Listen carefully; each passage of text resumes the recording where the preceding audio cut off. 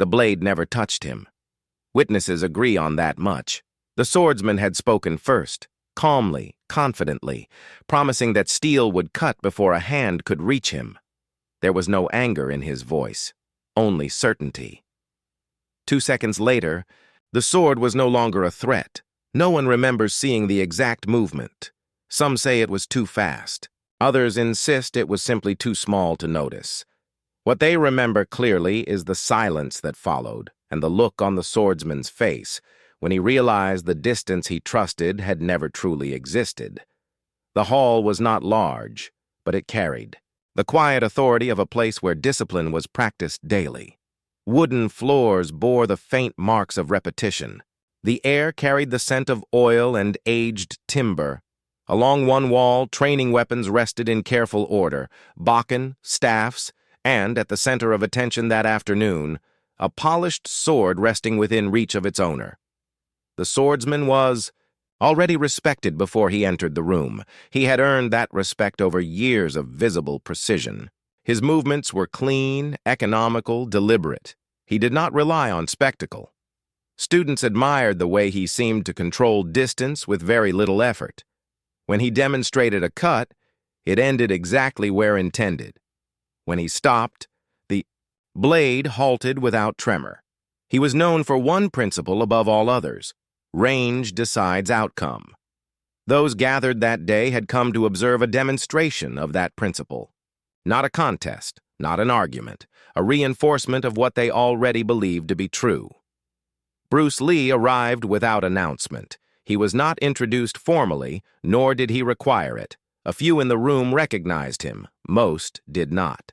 He wore simple, training clothes, no indication of status beyond posture and quiet attention. He did not take a position near the front. Instead, he stood slightly off to the side near a supporting pillar, arms relaxed. He was not there to challenge. He was there to observe. Those who later described the atmosphere spoke of calm certainty.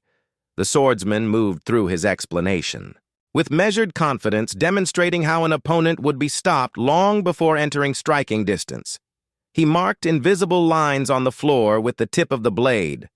"This," he indicated softly, "is where you fall." His students nodded. The logic was sound. A blade extends reach. Steel demands respect. Distance is measurable. Anyone who crosses that measure without timing risks injury. It was a system built on geometry and reaction. Bruce watched carefully. He did not interrupt.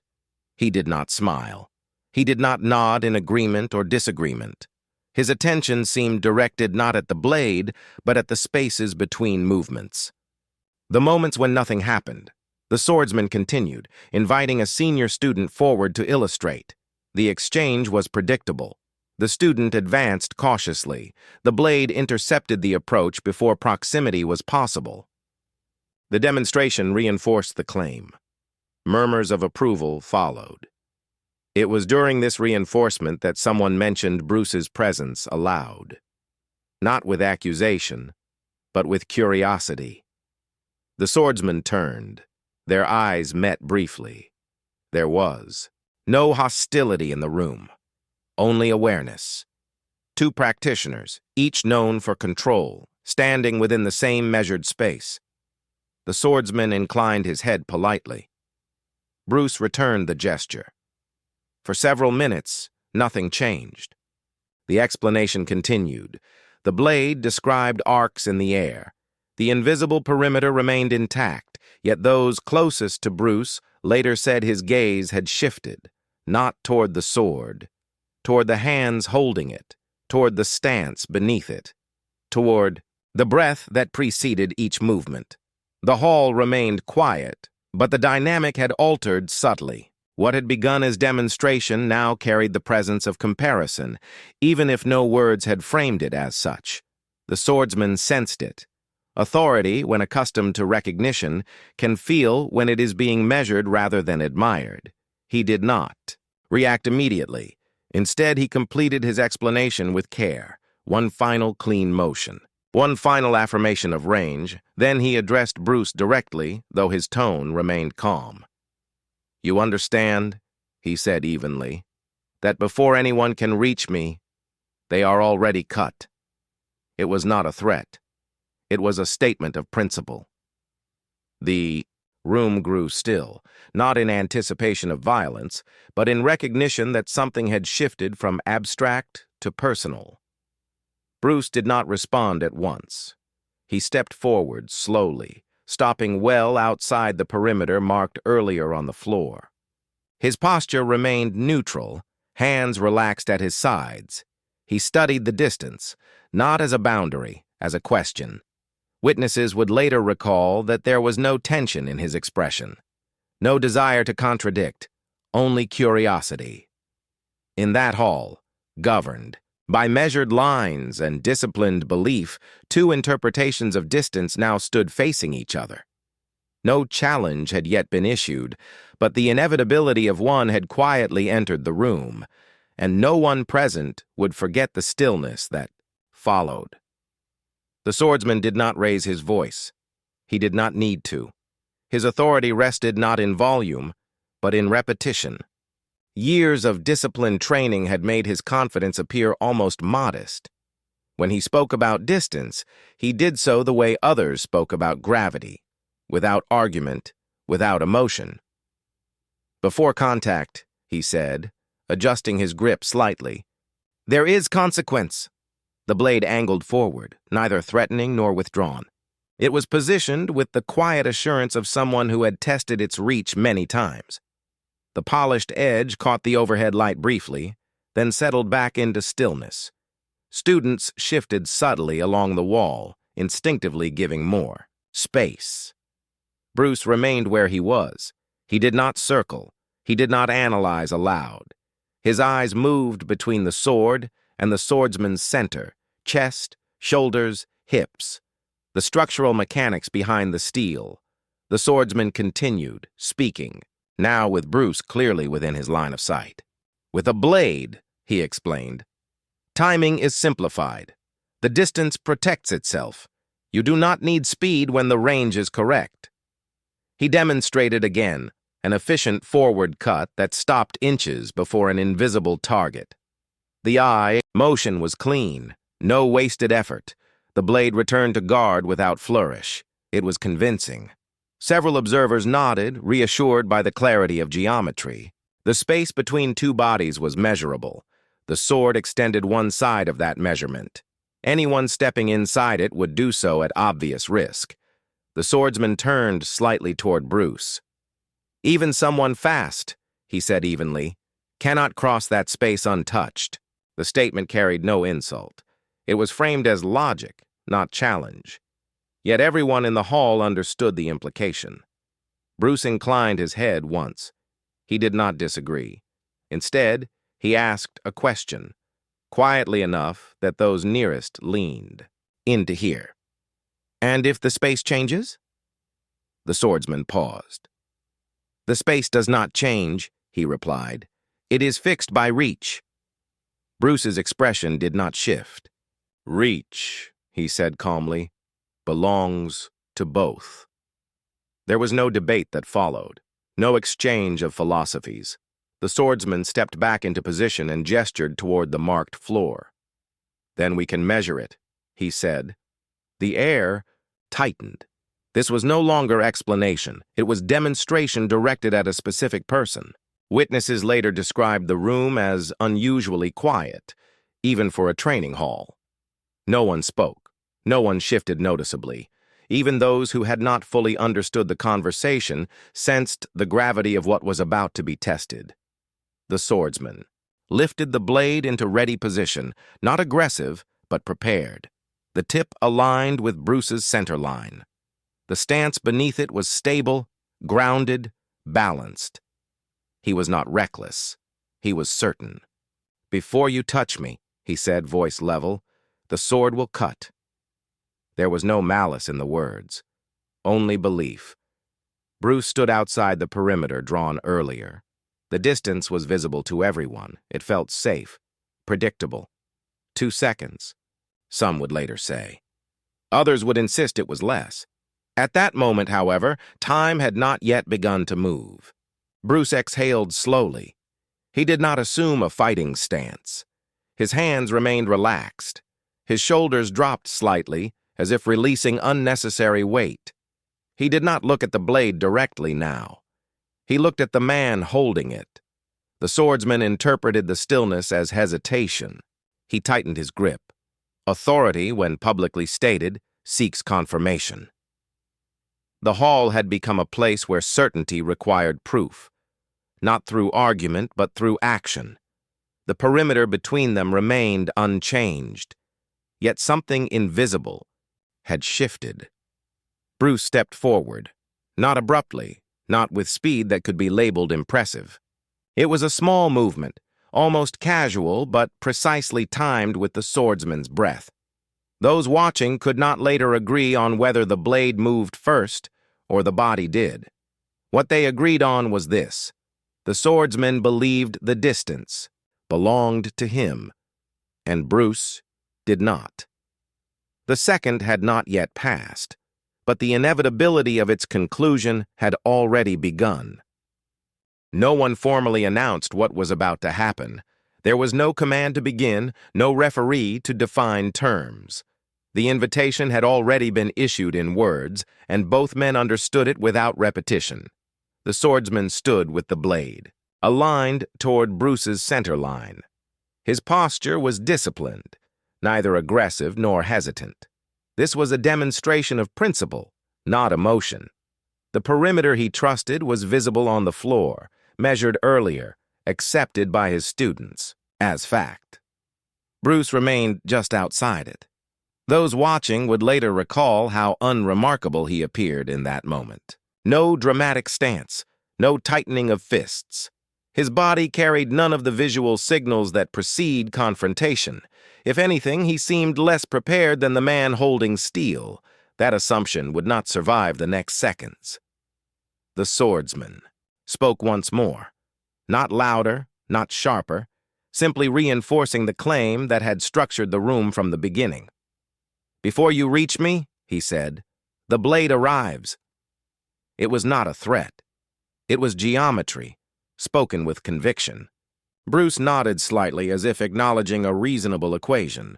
Witnesses would later say that this was the precise moment the atmosphere shifted from instructional to irreversible, not because of hostility, but because both men had accepted. That explanation alone would no longer suffice. The hall felt smaller. Students along the walls adjusted their footing unconsciously. No one wished to interrupt. No one wished to miss what might occur. Yet there was no excitement in the air, only concentration. Bruce took a small step forward. It was not the kind of step designed to test reaction speed. It was measured, almost, exploratory, reducing distance by inches rather than feet. The swordsman responded immediately, blade extending in warning, the tip describing a direct line toward Bruce's advancing form. The motion was correct, precise, disciplined, and entirely expected. Bruce halted just outside the sword's effective reach. He did not flinch. Instead, he observed the timing, the moment between intention and motion, the fraction of a breath required for steel to travel from stillness to threat. He stepped back. The swordsman lowered the blade slightly, resetting his stance. The exchange had not yet begun in earnest, but the rhythm of testing had established itself. To observers, it appeared as though Bruce were confirming the rule rather than challenging it. Then he spoke, quietly enough that only those nearest could hear. "You are waiting for me to enter," he said. The swordsman did not deny it. "That is the point." Bruce's gaze did not leave him. "And if I do not enter?" The question lingered. The blade cannot cut without movement. Distance cannot protect without engagement. The swordsman adjusted his stance, perhaps sensing that the discussion was no longer about reach alone, but about initiative. "You must enter to touch," he replied. Bruce inclined his head again. The invitation had become mutual now. One man trusted in extension, the other in timing. The room had ceased to breathe collectively. Even the faint sounds of shifting fabric and quiet footsteps had stopped. All attention focused on the space between two bodies separated by what seemed, moments earlier, an insurmountable boundary. Bruce stepped forward once more. This time there was no hesitation in the swordsman's response. The blade began its path, clean, linear, efficient. And in that instant, the hall witnessed the collapse of assumption, but they did not yet understand. How? The second had begun to pass, and the distance they thought they could measure was no longer where it had been. The blade moved first. At least that is how several witnesses remember it. A straight, disciplined extension, no flourish, no wasted motion. Steel traveling along the exact line it had traced moments before in explanation.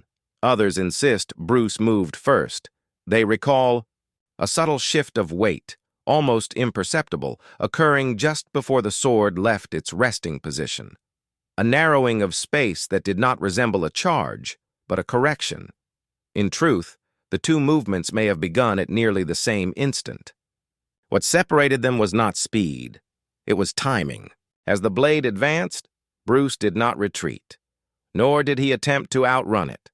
He stepped slightly off the center line, not wide enough to be dramatic, only enough to alter the geometry by inches. His lead hand rose not to strike, but to make contact with the wrist guiding the sword. There was no clash of force, no visible struggle. The contact was brief and controlled, redirecting rather than resisting. The blade continued forward, but its path no longer aligned with its intended target. The swordsman felt the deviation too late to correct. In the same movement, Bruce closed the remaining space, not recklessly, precisely. His body entered the perimeter that had been declared untouchable. The sword, extended and slightly misaligned, had already traveled past its moment of dominance. What had been an advantage of reach became an obstacle of recovery. Bruce's second hand settled lightly against the swordsman's shoulder, enough to demonstrate position, not enough to injure. His weight pressed just slightly into the structure beneath the blade arm, neutralizing its return path. The entire exchange lasted no more than 2 seconds. When it ended, the sword was still in the swordsman's grip, but it was no longer a threat. Bruce had not struck. He had not thrown. He had not forced the blade from its owner's hand. He had simply entered, redirected, and occupied the space the swordsman believed inaccessible. Those closest to them saw it clearly. Those farther back sensed only that something had changed. There had been no dramatic impact to signal conclusion, only a quiet repositioning of bodies. Bruce stepped back immediately. He released the wrist, removed his hand from the shoulder, returned to neutral stance as if nothing unusual had occurred. The swordsman remained standing, uninjured, unhumiliated, but visibly recalculating.